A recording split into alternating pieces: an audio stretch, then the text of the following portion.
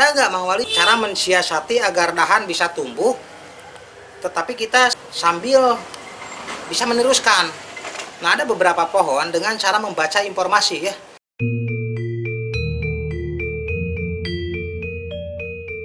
Oke bro, ketemu lagi dengan saya Ade Wali di Ade Wali Channel Bonsai Pemula Sumedang. Pada postingan kali ini saya akan menjawab salah satu pertanyaan rekan saya ya, dari Bengkulu. Mang, bagaimana cara meniruskan bonsai dari bongkahan, dari tunggul gitu ya, dari bongkahan. Mang, bagaimana caranya?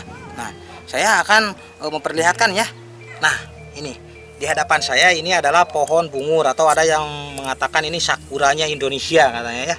Pohon bungur nih, pohon ini habitatnya ada dari dataran tinggi sampai dataran rendah, dan biasanya ini dipakai di pinggir-pinggir jalan. Banyak ya bungur, bunganya seperti sakura tapi itunya kayak angkrek, daunnya seperti ini ya.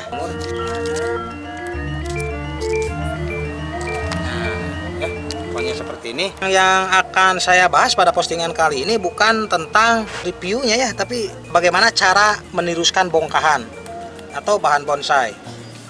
Memang sebetulnya tidak semua bahan bonsai itu tekniknya seperti ini ya.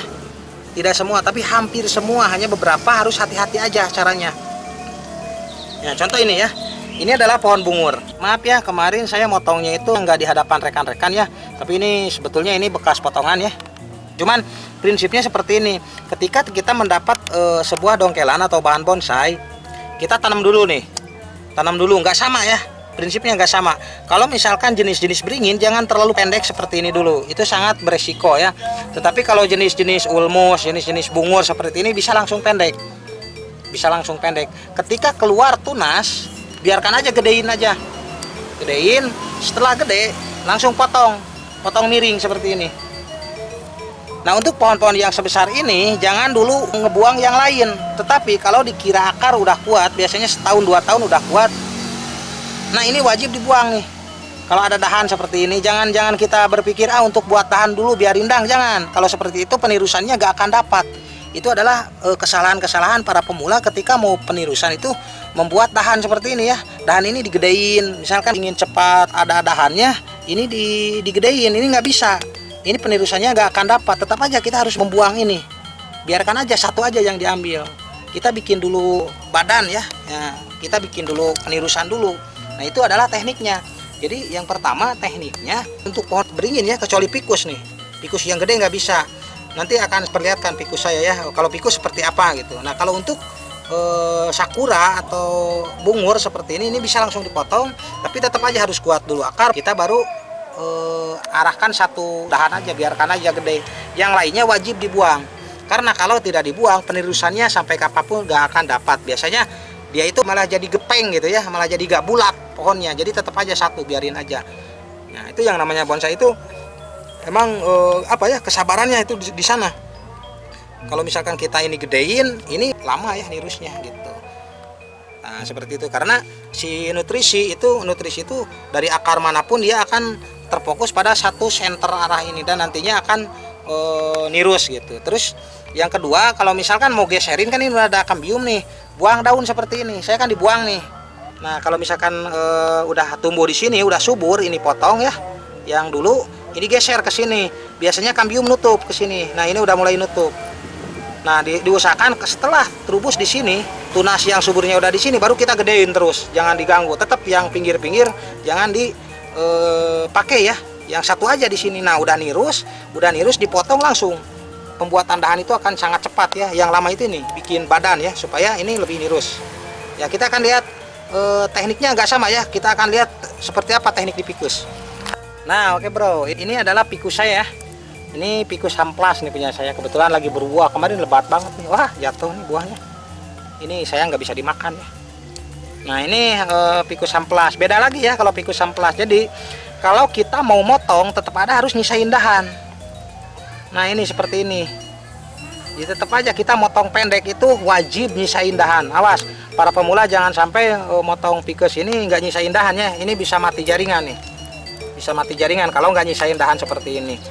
Nah, tapi supaya pohonnya tetap bulat, pohonnya ini terus dipres. Yang penting daunnya jangan hilang. Pres, kalau misalkan gede-gede dipres, karena penirusannya akan susah. Tadi kan teorinya kalau misalkan ada dahan yang seperti ini susah nirus ya. Makanya Ficus mahal itu karena seperti itu, ingin cepat nirus tapi harus ngingu dahan yang seperti ini, akhirnya susah nirusnya, gede di atas seperti ini. Tapi kan kita nanti buang lagi, harus bertahap ya. Kalau Ficus itu nggak bisa, jadi setiap jalur itu harus nyisain ini nih, nyisain daun. Kalau nggak nyisain daun ini bisa mati jaringan itu. Ficus itu semua, baik beringin, baik hamplas, baik kimeng, iprik, itu kalau lebih hati-hatinya seperti ini. Jadi tetap harus nyisain daun untuk memotong seperti ini. Ini dipotong supaya nirus kan, dipotong dulu miring. Nah nanti kalau ada dahan di sini kita buang yang ini. Seperti itu. Jadi nantinya di sini diharapkan kambium udah ada itu ke tengah gitu. Jadi center. Nah ini adalah Ficus hamplas ya, programan saya hamplas nih. Bagus ya.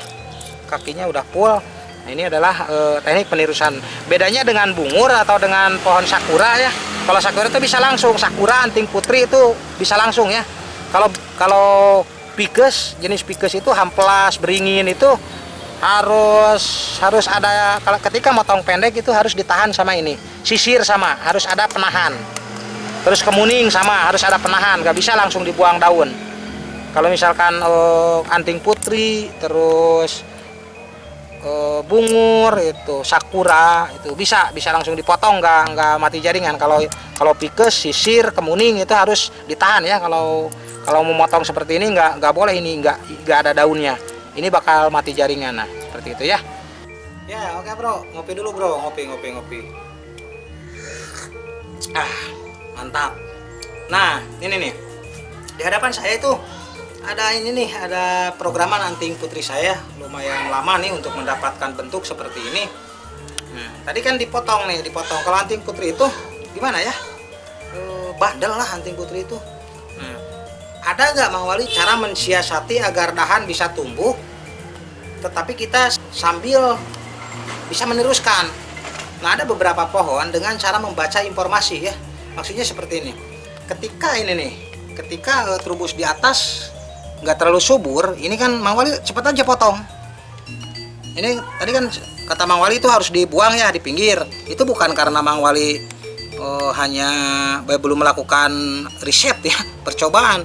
Ternyata kalau dipakai ya dahan-dahan seperti ini nih nggak subur nih, akhirnya penutupan kambiumnya agak lambat nih. Ini penutupan kambiumnya agak lambat.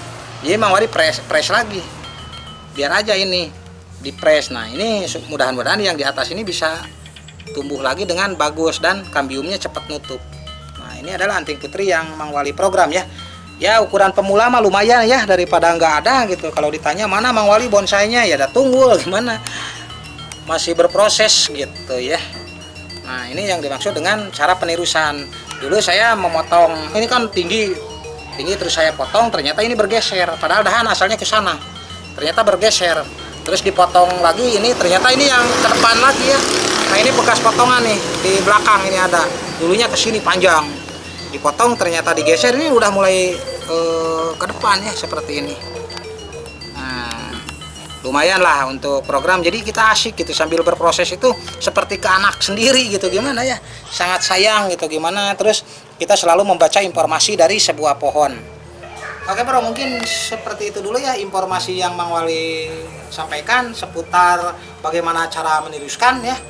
Yang penting kita jangan takut memotong. Nah kalau misalkan dengan proses mereka akan bergeser dengan sendirinya gitu, seperti itu.